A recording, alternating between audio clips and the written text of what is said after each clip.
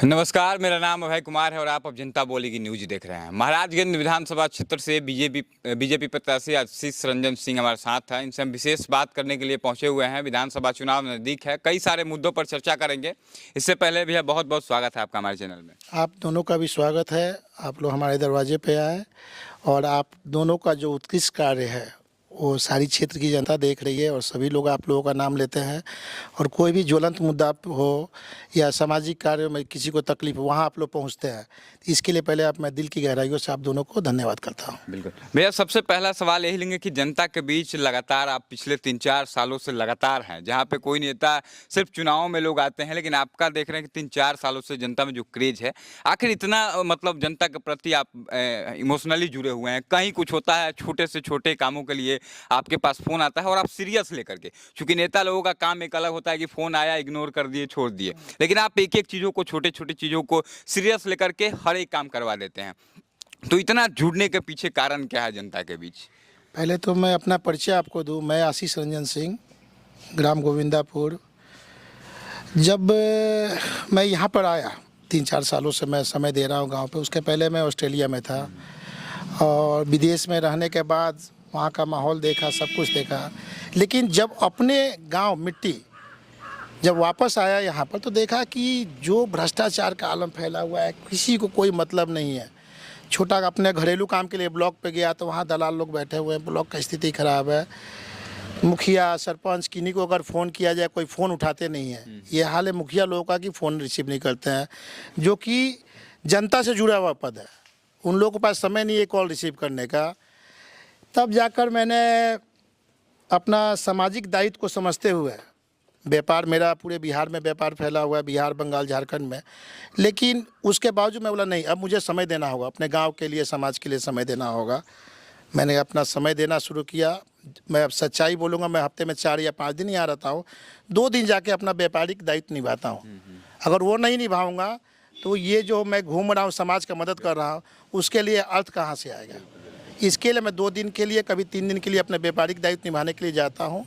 उसके बाद इमीडिएट आने के बाद से फिर से समाज के लोगों का भलाई के लिए लग जाता हूँ। अच्छा, जो लोग पद पे हैं, मैं सबसे बड़ा ये सवाल है, पूरे बिहार की बात है यहाँ पर, कि जो लोग पद पे हैं उन लोगों को आखिर जनता की चिंता क्यों नहीं? क्योंकि कई सारे लोगों का आरोप है, चूँकि मैं लगातार ग्राउंड में ही रहता हूँ, लोगों का यही आरोप रहता है कि जीतने के बाद वो नेताजी लोग दिखते ही नहीं है। पिछले 4 सालों का समय बीत गया, विधायक जी को कई सारे लोगों ने तो देखा तक नहीं है।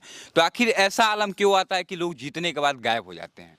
इसके लिए नेताजी लोग तो दोषी हैं ही, साथ में हम जनता भी दोषी हैं। जब हमारा समय आता है, लोकतंत्र के सबसे मजबूत नहीं हम लोग हैं, जब हमें वोट देने का समय आता है तो हम लोग ध्यान नहीं देते हैं। सही उम्मीदवार का चयन करने में गलती होता है, पार्टी भी कई बार गलती करती है सही उम्मीदवार का चयन करने में, जिसके कारण से गलत लोग आ जाते हैं और आके उसके बाद से वो चुनाव जीतने के बाद से क्षेत्र से नदारद हो जाते हैं। और मैं सभी जनता से एक रिक्वेस्ट करूँगा, मैं हाथ जोड़ के निवेदन करूँगा कि आप लोग सबसे पहले ग्राम स्तरीय पंचायत जो चुनाव होता है उसमें दारू और पायल और गहना, इन सब चीज़ों को भूल के अच्छा जनप्रतिनिधि चुनिए, अच्छा वार्ड मेंबर चुनिए, अच्छा मुखिया चुनिए, क्योंकि सारा विकास का काम उनके पास है। विधायक, सांसद का काम बाद में आता है। पहले अगर आपका मुखिया अच्छा रहेगा, आपका वार्ड मेंबर अच्छा रहेगा तो आपके पंचायत का विकास होगा। सरकार जितना ज़्यादा फंड हमारे सांसद साहब को दे रही है, अगर सभी पंचायत पे उनका फंड को बांटा जाए तो मुखिया से मुझे लगता है 10% भी बराबर फंड नहीं मिल रहा है सांसद जी को। उनको 5 करोड़ रुपया फंड मिलता है सांसद को, जिसमें 6 विधानसभा है। एक विधानसभा के हिस्से में 83 लाख रुपया आता है। 83 लाख में 2 ब्लॉक है। सोचिए कि 42 लाख रुपये में 20 पंचायत है भगवानपुर में, तो 20 पंचायत 2 लाख रुपया सिर्फ सांसद जी एक पंचायत पे खर्च कर सकते हैं। और मुखिया जी के पास कितना आ रहा है? चुनाव के टाइम हम लोग गलत जात पात में बह जाते हैं, ये हमारी जाति के नेता है, इनको वोट दे देंगे। तो इस जात पात की राजनीति को जब तक हम लोग खत्म नहीं करेंगे, हमारा समाज में सुधार नहीं होगा। बीजेपी की तरफ से सबसे मजबूत दावेदारी आपकी है और कहीं ना कहीं कंफर्म टिकट होते ही आपको लोग पसंद कर रहे हैं। जनता के बीच आपका क्रेज बहुत ज़्यादा है, क्योंकि आपने समय दिया है और लगातार आप आज भी वहीं जा रहे थे, तो हमने आपका समय मांगा तो आपने 5 मिनट का समय दिया।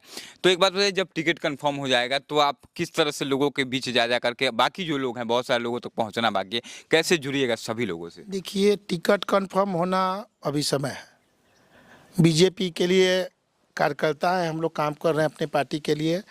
संगठन के लिए काम कर रहे हैं। सदस्यता अभियान चल रहा है। सदस्यता अभियान में अपने ब्लॉक से सबसे पहले मैं 1 सितंबर को 1000 सदस्य बनाने के बाद मोदी मित्र की उपाधि मिली मुझे। तो ये काफ़ी गर्व की बात है कि मोदी मित्र की उपाधि मिली मुझे, प्रदेश कार्यालय से ये आया।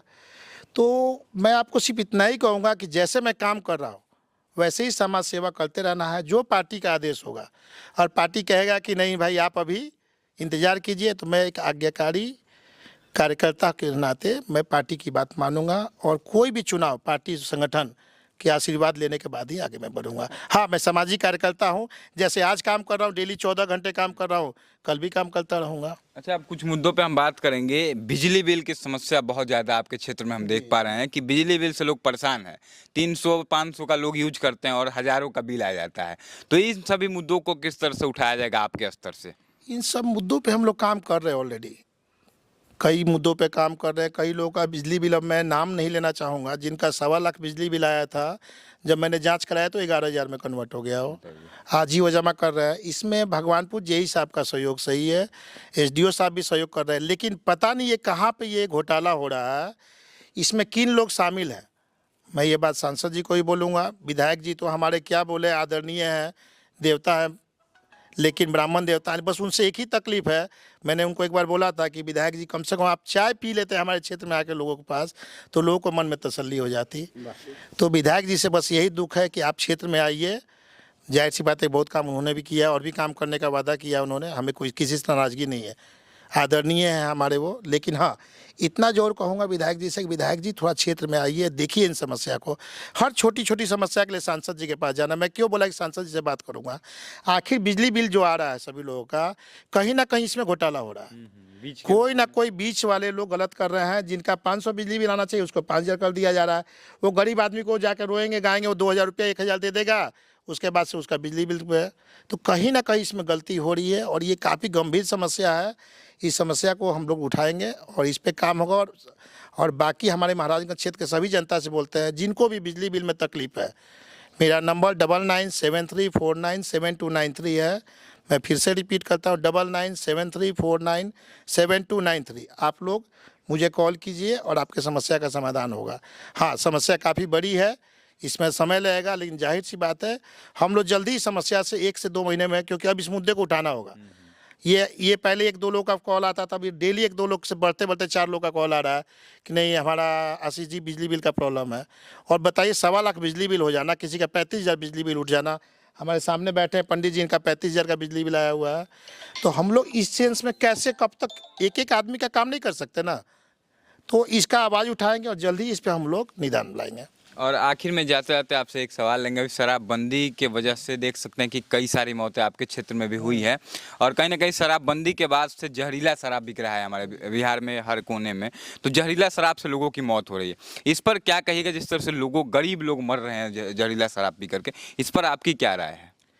इसमें देखिए, गरीब अमीर सभी लोग मर रहे हैं, सभी जाति के लोग मर रहे हैं। नहीं, ज्यादा गरीबों की संख्या है, चूंकि जो सस्ते स्तर का जो दारू मैं होता बता है। रहा हूँ, कल मैं क्षेत्र में था सकड़ा में, मुझे पता चला कि जो पाउच ये लोग बेचते हैं, इस पाउच को भी ले जाके फ्रूटी में पैक कर दे रहे हैं लोग। तो मरने वाले सभी, मैं फील्ड में ज़्यादा रहता हूँ तो मुझे हर तरीके का समाचार मिलता है। तो सभी लोग मर रहे हैं, गरीब अमीर हर जाति के लोग मर रहे हैं। दिक्कत अब कहाँ है कि हम लोग को जागरूकता लाना होगा। हम सामाजिक कार्यकर्ता जो लोग हैं, हम लोग को एक जागरूकता लाना होगा। और जल्दी हम लोग, गुरुचरण गुरु जी मेरे साथ बैठे हुए हैं, हम लोग एक अभियान छेड़ेंगे और जन जागरूकता का अभियान छेड़ेंगे कि शराब को आप छोड़िए, गलत है ये। नीतीश जी ने जो एक अच्छा पहल की शराबबंदी करके, इस पहल को हम लोग को आगे बढ़ाना है। थाना को पता है, देखिए कि कहाँ शराब बिक रहा है, चौकीदार को पता नहीं क्या रीज़न है। थाना के बारे में हम क्या बोले, हम लोग रेगुलर उनको भी फ़ोन कर रहे हैं, 2-3 दिन से लगातार रेड पड़ रहा है। और पहले ये नहीं, जब घटना से पहले भी हमारे बगल में एक मिर्जुमला गांव है, वहाँ से 3 बार मैं जान रहा हूँ, मैंने खबर किया शराब पकड़ के आया। तो लोग काम हो रहा है, लेकिन इतना बृहद पैमाने पे शराब का धंधा चल रहा है, इसको रोक पाने में शायद लगता है थाना भी असक्षम है। मैं इसमें जोड़ना चाहूँगा कि जो हमारे गाँव के चौकीदार लोग हैं, इन लोगों का विशेष जिम्मेवारी तय किया जाए। कहाँ पे शराब बिक रहा है, कहाँ बन रहा है, इनको सारी जानकारी रहने के बावजूद ये लोग क्यों नहीं थाना को खबर कर रहे हैं। अगर ये लोग थाना को खबर कर रहे हैं, अपनी जिम्मेवारी निभा रहे हैं, तो फिर थाना अध्यक्ष की जिम्मेवारी आती है। और मैं प्रशासन से ये निवेदन करूंगा कि आप सभी चौकीदार लोग को एक कड़ी हिदायत दी जाए कि आप लोग स्ट्रिक्टली जहाँ भी शराब का कारोबार हो रहा है उसको रुकवाइए। और साथ में हम लोग भी जो भी सामाजिक कार्यकर्ता है, मैं सभी लोगों से हाथ जोड़ के रिक्वेस्ट करूंगा कि आप लोग भी चौकीदार लोग को पहले खबर कीजिए। अगर चौकीदार बात नहीं सुनते हैं थाना का अध्यक्ष को खबर कीजिए, लेकिन सब लोग मिल के आइए हम सभी लोग मिल के इस काम को, गंदी काम को रोकें, ताकि जितने लोगों का आज चले गए, कितनी औरतें विधवा हो गई, उनको हम लोग बचा सकें। आगे कोई औरत विधवा ना हो शराब पीने का। इस पे हम लोग काम करने के लिए सारे सामाजिक कार्यकर्ता लोग आइए और हम लोग एक दूसरे के साथ मिलकर काम करें और शराबबंदी को सही से इसको लागू करवाएं। एक तरफ आप लोग कह रहे हैं कि इसको रोकेंगे, अभियान चलेंगे, लेकिन दूसरी तरफ विपक्ष की जितनी पार्टियां हैं सभी कह रहे हैं कि दारू को हम लोग चालू करवाएंगे। नहीं, शराबबंदी जो हमारे नीतीश जी ने और भाजपा, और आप नीतीश जी भाजपा नहीं, जिस टाइम उस पर सहमति बनी सारी पार्टियां एक थी, सभी लोगों ने एक ध्वनि मत से वो पारित हुआ विधानसभा में कि शराबबंदी की जाए। शराबबंदी से घाटा नहीं है, लेकिन कुछ हद तक, जैसे हम लोग, आपको मैं एग्जाम्पल दूंगा, नोटबंदी के समय कुछ सुधार सरकार जी, मोदी जी ने जो पहल लिया उसमें भी कुछ गुंजाइश दिया गया ताकि उसको सही से नोटबंदी को लागू किया जाए। वैसे ही शराबबंदी में भी अगर कुछ गुंजाइश है तो हमारे जो बड़े नेता हैं वो लोग इस पे काम कर रहे हैं। भाजपा के शीर्ष नेता भी, जदयू के भी, सब लोग लगे हुए हैं। कुछ ना कुछ पहल करके हम लोग को इस पर सही रास्ता निकालना होगा। चलिए, अंत में जाते जाते महाराजगंज की जितनी जनता देख रही है इस वीडियो को, उन सभी से क्या अपने तरफ से अपील करेंगे आप? मैं तो सभी जनता जनार्दन से हाथ जोड़ के एक ही बात कहूँगा, आप लोग जो भी होता है, सब समस्या आप लोग का रहता है। एक छोटा कार्यकर्ता हूँ भाजपा का, मैं डेली 14 घंटे काम करता हूँ, कभी कभी थकान भी होती है, लगातार दिन रात लगा हूँ मैं। तो मेरा एक रिक्वेस्ट, आप लोग, मेरा नंबर लगभग सभी लोगों तक पहुँच चुका है, आप लोग मुझे बताइए। मेरे साथ एक अच्छी टीम जुड़ी हुई है, मैं अकेला काम नहीं करता, ये नहीं कहूँगा कि मैं सारे काम अकेले कर रहा हूँ। कई लोगों का टीम है, मीडिया सेल है, सभी लोग मिल के काम करेंगे और जो भी आपकी समस्या होगी, आशीष रंजन सिंह वादा करता हूँ आपकी समस्याओं पे समाधान होगा। बिजली का हो, सड़क का हो, जो भी काम है। कई जगह कल मैं देख रहा था, रामपुर गाँव में एक छठ घाट का था, मुखिया जी छठ घाट बनवा भी लिए, मुखिया चुनाव में हार भी गए और छठ घाट का प्लास्टर नहीं हुआ। तो ऐसा जो काम है सामाजिक कार्यकर्ता, मैंने तुरंत वीडियो से आपको बोला, बोले नहीं मैं करवा देता हूँ। तो आप सामाजिक कार्यकर्ता जितने भी हैं क्षेत्र के, अकेला मैं कुछ नहीं कर पाऊँगा। मैं सभी लोगों से रिक्वेस्ट करता हूँ कि आप लोग आइए, मेरे साथ जुड़िए और हम सब मिल के आवाज़ उठाएंगे। अकेला कोई कुछ नहीं कर पाएगा जब तक समाज का। शराबबंदी के लिए भी सब लोग मिल के हम लोग इसमें सहयोग करेंगे। जो शराब बेच रहा है, जो 20 आदमी शराब बेच रहा है, हम लोग थाना को खबर करें। कौन खबर करता है बताइए? थाना को, उत्पाद विभाग को खबर किया जाए, खबर करेंगे, जाहिर सी बात है उस पर एक्शन होगा। तो इसके लिए मैं सभी लोगों से निवेदन करूंगा, हाथ जोड़ के निवेदन करूंगा, आप लोग आइए, मेरे साथ जुड़िए और मुझे मौका दीजिए और सब मिल के करेंगे। अकेला मैं नहीं करूंगा, आप सबके सहयोग से काम होगा और ये जनता की जीत होगी, महाराजगंज के जनता की जीत होगी। तो देखिए, आशीष रंजन सिंह हैं और आपको बता दें कि जनता से जुड़े हुए एक नेता हैं जो कि लगातार जनता के बीच रहे हैं और लगातार अभी जुड़े हुए हैं। इनका एक ही अपील था कि आप लोग हमसे जुड़िए, हम लोग मिल करके एक बेहतर महाराजगंज बनाने का प्रयास करेंगे। हालांकि आपको यह वीडियो कैसा लगा, इनकी बातें, इनकी सोच कैसी लगी, इस बात को कमेंट बॉक्स में लिखिएगा और अच्छी लगे तो इस वीडियो को ज़्यादा से ज़्यादा शेयर कीजिएगा। बहुत बहुत आभार। जय हिंद। गुरुचरण गुरु जी आए हुए हैं, आशीष जी के साथ मिलकर के काम कर रहे हैं। सर, एक बात बताइए, जिस तरह से शराबबंदी को लेकर के सरकार बार बार कह रही है कि शराबबंदी है, शराबबंदी, लेकिन शराबबंदी है नहीं रियल मायनों में, इस पर आप क्या कुछ कहिएगा? आशीष जी के साथ मिलकर लगातार आप देख रहे हैं, ग्राउंड में रह रहे हैं।